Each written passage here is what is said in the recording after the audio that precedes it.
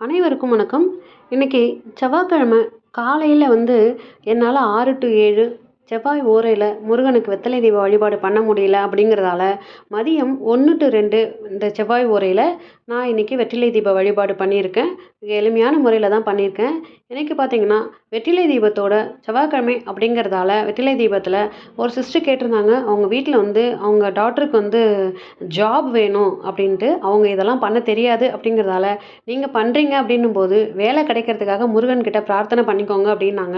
அவங்களுக்காக முருகன் கிட்ட துவரம்பருப்பு நம்ம வச்சு, அதன் மேல அகல் தீபம் வச்சு, நம்ம விளக்கேத்தி, நெய் தீபம் ஏத்தி வழிபட்டு, நம்ம ப்ரேயர் பண்ணோம் அப்படின்னா, நிச்சயமா அதற்குண்டான பலன் அவங்களுக்கு கிடைக்கும். நிச்சயமா அவங்களுக்கு வேலை கிடைச்ச உடனே நான் உங்களுக்கு இன்ஃபார்ம் பண்றேன் இந்த பதிவுல.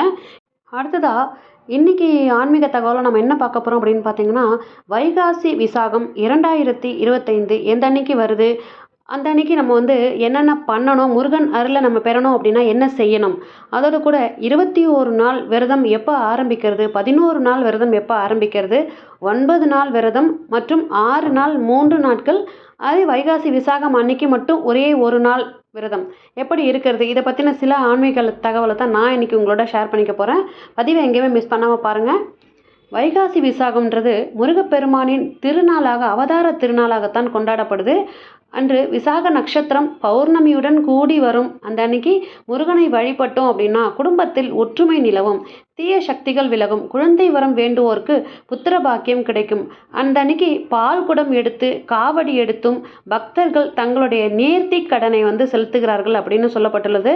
அந்த அன்னைக்கு விரதம் இருந்து முருகனை வழிபட்டோம் அப்படின்னா வேண்டியது நடக்கும். இந்த விழா இந்தியா மட்டும் இல்லாமல் உலகம் முழுவதும் வாழ்கிற தமிழர்கள் எல்லா இடங்களிலும் சிறப்பாக கொண்டாடப்படுற ஒரு விழா தான் இந்த முருகப்பெருமானுடைய வைகாசி விசாகம். அப்படிப்பட்ட புகழ்மிக்க இந்த வைகாசி விசாகம் இந்த ஆண்டு எப்போ வருதுன்னு பார்த்துடலாம். இந்த ஆண்டு ஜூன் மாதம் 9ஆம் தேதி திங்கட்கிழமை இந்த வைகாசி விசாகம் வருகின்றது. அந்த அன்னைக்கு கோவிலில் சிறப்பு பூஜைகள், வீடுகளில் விரதங்கள், பஜனைகள் அப்படின்னு எல்லா இடத்துலையும் முருகன் புகழ் ஒலிக்கும். வைகாசி விசாகத்தன்னைக்கு முருகப்பெருமானின் அறுபடை வீடுகளிலும் பக்தர்கள் கூட்டம் அலைமோதும். இந்த விசாக நட்சத்திரம் எந்த அன்னைக்கு வருது, ஆரம்பிக்குது, எந்த அன்னைக்கு முடியுது அப்படின்னு பார்த்துடலாம். ஜூன் 8ஆம் தேதி பகல் 2:10 மணிக்கு துவங்கி விசாக நட்சத்திரம் ஜூன் 9ஆம் தேதி மாலை 4:40 மணி வரை இந்த விசாக நட்சத்திரம் இருக்கின்றது. ஆனால் ஜூன் 10ஆம் தேதி பகல் 12:27 மணிக்குத்தான் பௌர்ணமி திதி ஆரம்பிக்குது. ஆனால் வைகாசி விசாகம் முருகப்பெருமான் அவதரித்த விசாக நட்சத்திரத்தை அடிப்படையாக கொண்டு நம்ம கொண்டாடப்படுற திருவிழா அப்படிங்கிறதால விசாக நட்சத்திரம் வரும் ஜூன் 9ஆம் தேதியையே நம்ம விசாக நட்சத்திர வைகாசி விசாக நட்சத்திர நாளாக நம்ம எடுத்துக்கிட்டு விரதம் கடைபிடிக்கணும். அதாவது ஒரு நாள் விரதம் கடைபிடிக்கிறவங்க ஜூன் 9ஆம் தேதி கடைபிடிக்கணும். வைகாசி விசாகத்தன்னைக்கு ஏராளமான பக்தர்கள் பால்குடம் எடுத்தும் காவடி சுமந்தும் தங்களுடைய நேர்த்தி கடன் நிறைவேற்றுவாங்க பல கோவில்களில்.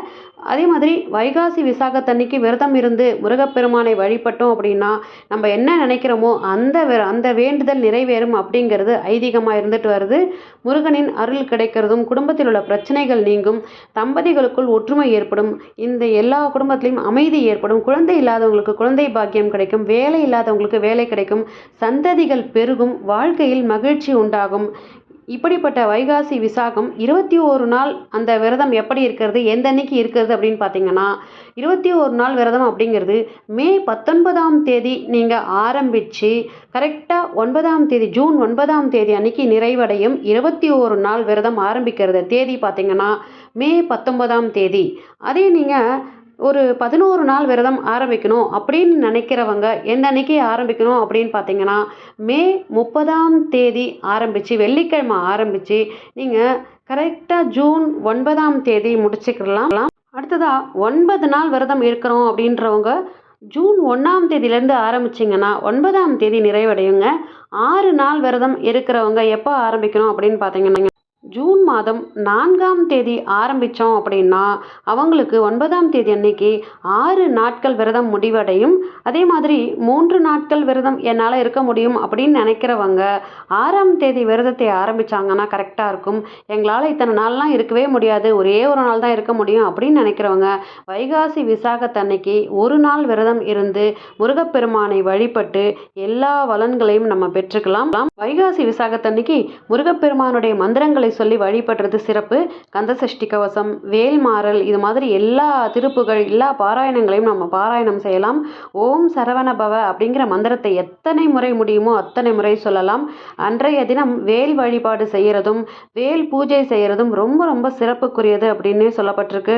வைகாசி விசாகம் அப்படிங்கிறது பெரும்பாலான கோவில்களில் 10 நாள் திருவிழாவாக கொண்டாடுவாங்க. அன்றைய தினம் முருகப்பெருமானுக்கு வீடுகளிலும் இனிப்புகள் செய்து படைத்து வழிபடுவாங்க. வைகாசி விசாகம் அன்னைக்கு கோவிலுக்கு போக முடியாத பக்தர்கள் வீட்டிலேயே விரதம் இருந்து முருகப்பெருமானை வழிபாடு செய்யலாம்.